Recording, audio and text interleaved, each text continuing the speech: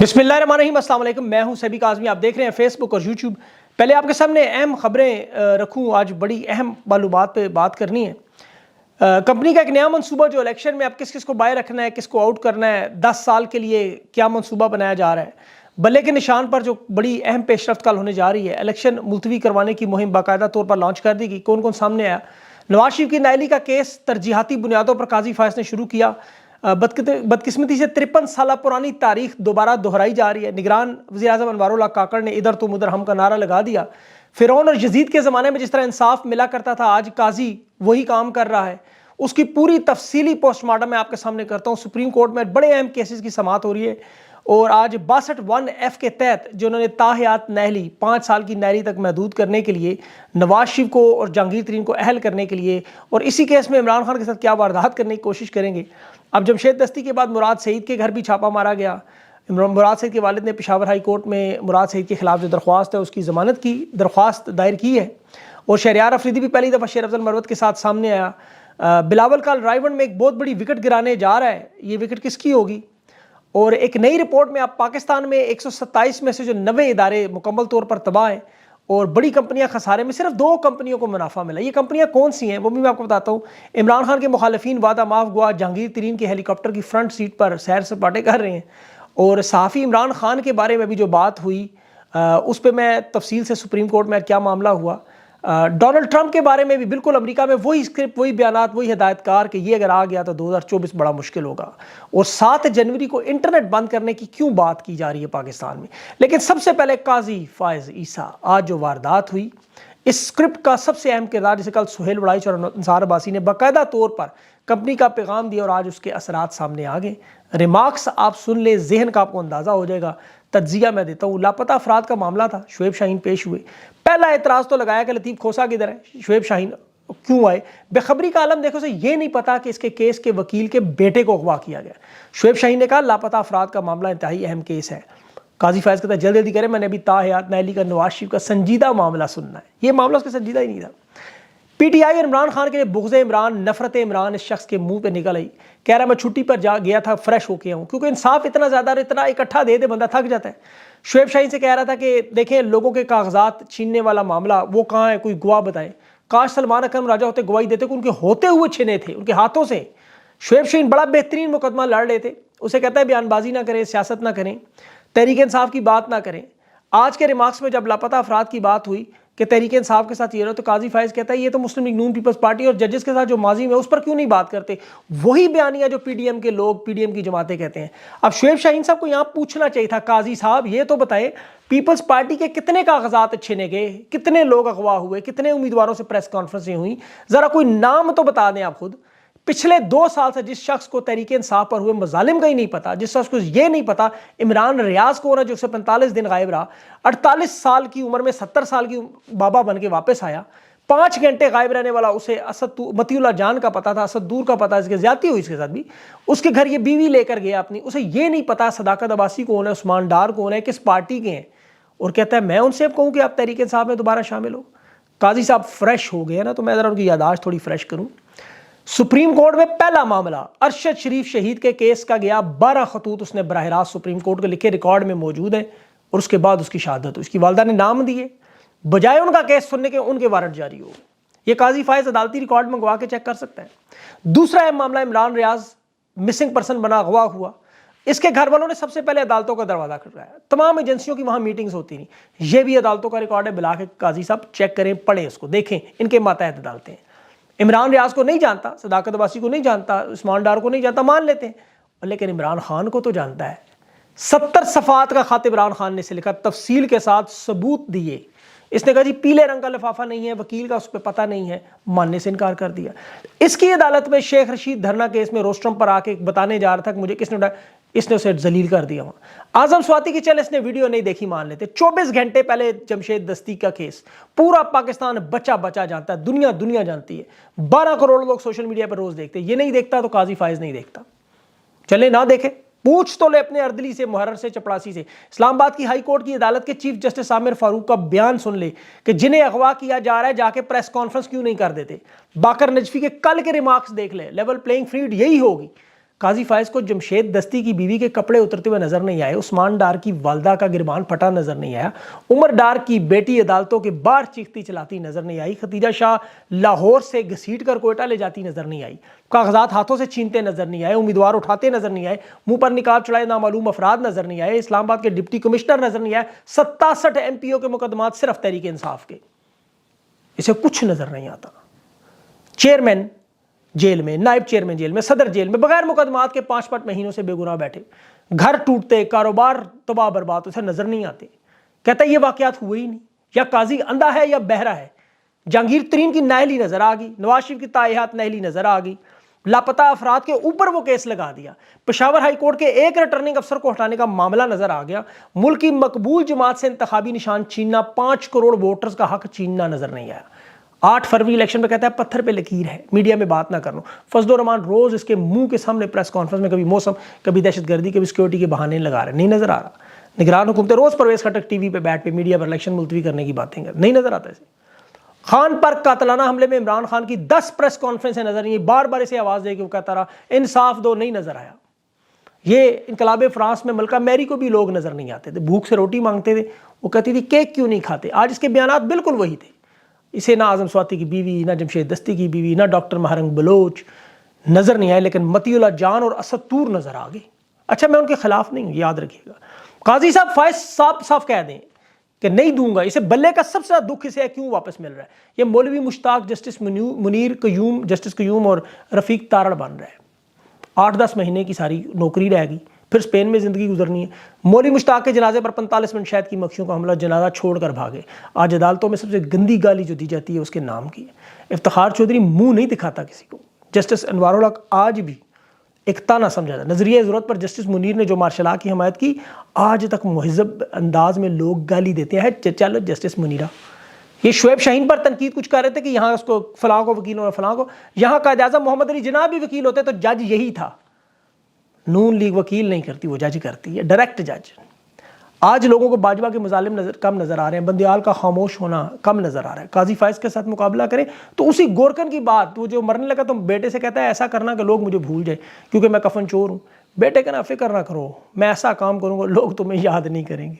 بیٹے نے کفن چوری کے ساتھ ساتھ مردوں سے زیادتی بھی شروع کر دی، لوگ باپ کو بھول گئے۔ آج لوگ جسٹس منیر، مولوی مشتاق، ایوب خان، یحییٰ خان، ضیاء الحق، مشرف باجوہ، سب کو بھول گئے۔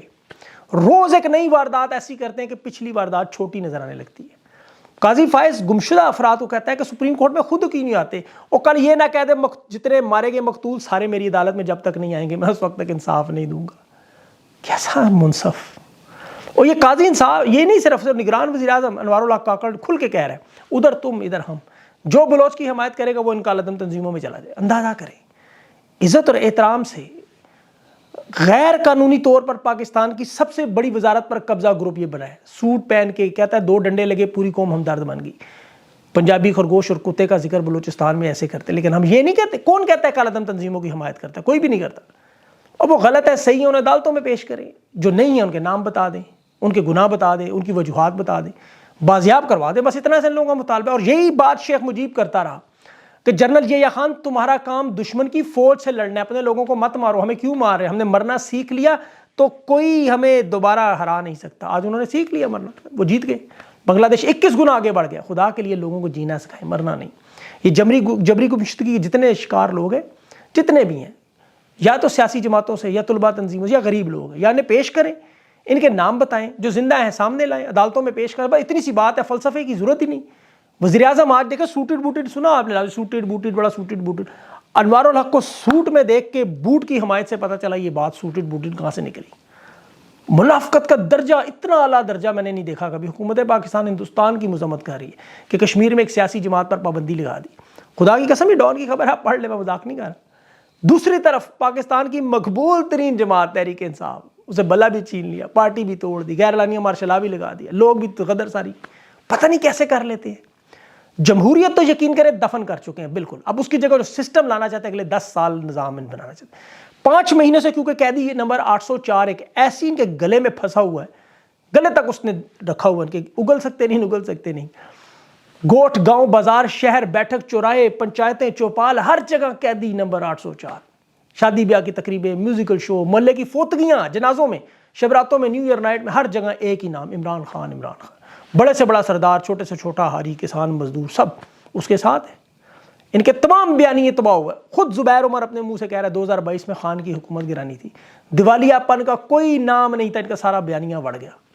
نائلی کے کیس میں یہ دیکھیں نواز شریف کو آج اہل قرار دے، ظاہر ہے آج نہیں تو نگران حکومتیں، آج نہیں تو کل دے دیں گے۔ بینچ لارجر بینچ ان کا، 5 سرکاری وکلا ان کے، attorney general, deputy attorney general, supreme court کے سہولت کار، سب ان کے۔ ناجائز غیر قانونی نگران حکومت اپنے اٹارنی جنرل سے جس طرح نواز شریف اور جہانگیر ترین کی نائلی کی حمایت کر رہی ہے، اس سے بڑا کوئی مذاق ہو سکتا ہے؟ الیکشن کمیشن پارٹی بنا ہوا ہے تحریک انصاف کے خلاف۔ انجام یہ ہوتا ہے پھر 90 ادارے تباہ، معیشت تباہ، افغانستان سے پیچھے، 24 ارب ڈالر دینے ہیں ابھی دنیا میں، دیکھیں پورا ملک تباہ و برباد، 2 کمپنیاں منافع میں، باقی سارا ملک خسارے میں۔ بڑی اہم بات آپ کو بتا رہا ہوں، 2022 میں خان کے ٹائم پنجاب میں صرف 4 کمپنیاں خسارے میں تھیں۔ خسارے میں جانے والا ادارہ PIA تیسرے نمبر پر منافع کما رہا تھا، اسٹیل مل 14ویں سب سے زیادہ منافع کمانے والی کمپنی بن گئی، آج PIA پھر تیسرا بڑا خسارے والا، اور اسٹیل مل وہیں پہنچ گئی جہاں تھی۔ 31 سرکاری کمرشل کمپنیوں نے 370 ارب کا نقصان کیا۔ National highway authority number 1 NHA، Peshawar electric خان نے چھوڑی تو 102 ارب کا نقصان ادھر بھی ہوگا۔ 2 کمپنیاں کی، ایک LNG اور ایک FWO، دونوں عظیم پاک فوج کی دونوں کمپنیاں، وہ دونوں منافع میں، باقی ساری کمپنیاں گھاٹے میں، کیونکہ سڑکوں پر، موٹر وے پر، ٹول ٹیکس کے سارے ٹھیکے ان کے پاس، فوجی کمپنیوں کے پاس۔ 88 اداروں میں سے 50 نے 500 ارب کا منافع، 31 اداروں کو 750 ارب کا نقصان۔ تباہی و بربادی مقدر ہے سوائے چند اداروں کے، سوائے چند اداروں کے۔ کچھ اور خبریں جلدی سے بتا دوں پھر آگے اور مزید بات کرتا ہوں۔ شہریار افریدی بھی سامنے آیا، شیر افضل کے ساتھ تھا، اور مراد سعید کی ضمانت کی بھی کوشش ہو رہی ہے۔ اس کے والد نے کل عدالت میں جو درخواست جمع کرائی، اور جو لوگ وعدہ معاف اب گواہ بنے ہوئے وہ دیکھیں کس طرح جہانگیر ترین کے ہیلی کاپٹروں میں سیر سپاٹے، سارے گناہ ان کے جرائم کھل کے آگے۔ اور جو امریکہ میں صحافی کر رہے ہیں وہ بڑا ضروری ہے آپ کے لیے سمجھنا، جس طرح دیکھیں کامران شاہد، سہیل وڑائچ، انصار بسی، لیول پلینگ فیلڈ نہیں ملے گی، تحریک انصاف کو اجازت نہیں ملے گی، اپنے ملک میں تصادم ہوگا اگر عمران خان آ گئے، عمران خان خطرہ ہے، عمران خان پھانسیاں لگائے گا، یہ کرے گا وہ۔ امریکہ میں وہاں صحافی باقاعدہ طور پر ڈونلڈ ٹرمپ کے لیے بات یہی کریں کہ 2024 کا سب سے بڑا خطرہ اگر ٹرمپ جیت گیا، ان کا اخبار دی اکانومسٹ کہہ رہا ہے 2024 کا سب سے بڑا خطرہ ہے یہ جیت گیا۔ اب آپ لوگوں کو اندازہ ہوگا کہ یہ واردات ہے کیا، یہ انٹرنیشنل ڈیپ سٹیٹ ایکٹرز، یہ منصوبہ کہاں سے بنا، کس نے بنایا، کہاں لگایا؟ خود زبیر عمر نے بتا دیا کہ 2022 میں کہہ دیا تھا۔ خان برا کیوں لگتا تھا کہ وہ عالمی طاقتوں کی نہیں سنتا تھا۔ اور میں آپ کو بڑی انٹرسٹنگ بات بتانے لگا ہوں، اقتدار میں خان کے آنے کے بعد سازشیں ہوئیں، کیونکہ افغانستان کے لیے اس نے دو IC کرائیں، امریکہ کے لیے جو ان کی ٹریلینز ڈالر خطرے میں تھی۔ آج بھارت اور روس نئے عالمی نظام پر متفق ہو گیا ہے، پیوٹن نے دستخط کیے ہیں۔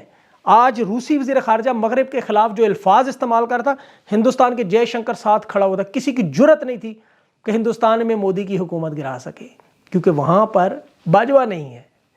تو آج یہ نظام سارا بین الاقوامی اور انٹرنیشنل سے، لیکن جو ان کے جو سہولت کار پاکستان میں سٹیک ہولڈرز، لندن معاہدے کے قاضی فائز اس کا بڑا مین حصہ ہے۔ یہ چھٹیوں کے دوران قاضی فائز اب کس سے ملتے رہے؟ انہیں چاہیے اپنی تمام چھٹیوں کی، سرکاری ملازم ذرا معلومات تو دیں لوگوں کو، کہاں کہاں یہ گئے، کس سے ملاقاتیں ہوتی رہیں، کیا کیا منصوبے بنتے رہے۔ ان 10-12 دنوں میں انہوں نے پورا نقشہ بنایا کہ اگلے 10 سال کے الیکشن پاکستان پہ حکمرانی 2030 ان کا منصوبہ، کہ انہوں نے 6 سال تک تو کسی صورت میں چھوڑنا نہیں پاکستان۔ اب یہ سارا معاملہ بڑا آرام سے میں آپ کو اگر بتاؤں 2-4 الفاظ میں تو یہ عوام پہ ہے سارا۔ یہ اگر ڈھکوسلے کے الیکشن بھی کروائیں 8 فروری کو، جتنی مرضی قدر کر کے کر لیں، عوام اگر نکلتی ہے اتنی بڑی تعداد میں ان کا منصوبہ ناکام کرتی ہے۔ اور اس سے پہلے ابھی انہوں نے بہت کچھ کرنا ہے۔ یاد رکھیں ابھی یہ بہت بڑی وارداتیں ہوں گی، کرتے رہیں گے، لیکن تحریک انصاف کے لوگوں کو یقین کریں اور پاکستان کے لوگوں کو خدا کی قسم اٹھا کے کہہ رہا ہوں، آفرین ہے ان پہ کہ اتنی دیر میں لوگ سرنڈر کر دیتے، لوگ تنگ آ کے کہتے ہیں دفع کرو یار، نہیں ہٹ رہے پیچھے۔ کل میں نے جمشید دستی کا وہ کلپ بہت زیادہ وائرل ہوا ہے پوری دنیا میں سب نے، جس میں اس نے کہا، اور یہی بات ہر بندہ کہتا ہے، ٹکڑے ٹکڑے کر دو ہمارے، خان کو نہیں چھوڑیں گے۔ اب عمران خان ایک سیاسی پارٹی نہیں رہا، عمران خان ایک پاکستان کے لوگوں کو امید نظر آتی ہے۔ یہ جو غدر آپ کو میں نے بتائی، یہ جو ظلم اور فستائیت ہے جو قاضی کو نظر ہی نہیں آتی، یہ فستائیت عوام تو دیکھتی ہے، 12 کروڑ لوگ تو دیکھتے ہیں۔ قاضی اندھا ہو سکتا ہے، بہرا ہو سکتا ہے، نفسیاتی مریض اور پاگل ہو سکتا ہے، عوام تو نہیں ہے، وہ تو سب دیکھ رہے ہیں۔ اس کے محرر، اس کی عدالت کے اندر موجود سب لوگ دیکھتے ہیں۔ سابق ان کے چیف جسٹس کے مجھے پیغامات ان کے اہل خانہ کے آتے ہیں کہ ہم نے آپ کی فلاں ویڈیو دیکھی، یہ میں مان نہیں سکتا اس کو نہ پتا ہو جو کچھ ہو رہا ہے۔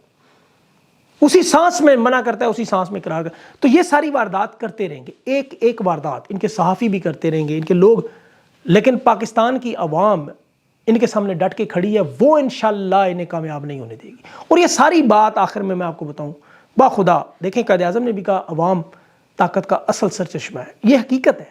عمران خان بھی بار بار عوام کی بات کرتا ہے. سارے عوام عوام عوام، جو کچھ ہے وہ آپ لوگ ہیں. یہ آپ کا کچھ بھی نہیں بگاڑ سکتے.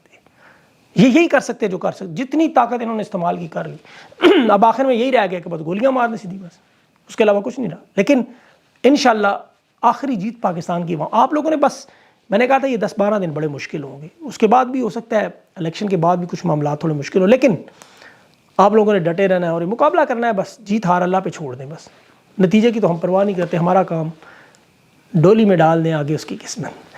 اگلی ویڈیو تک کے لیے مجھے اجازت دیں. اللہ حافظ.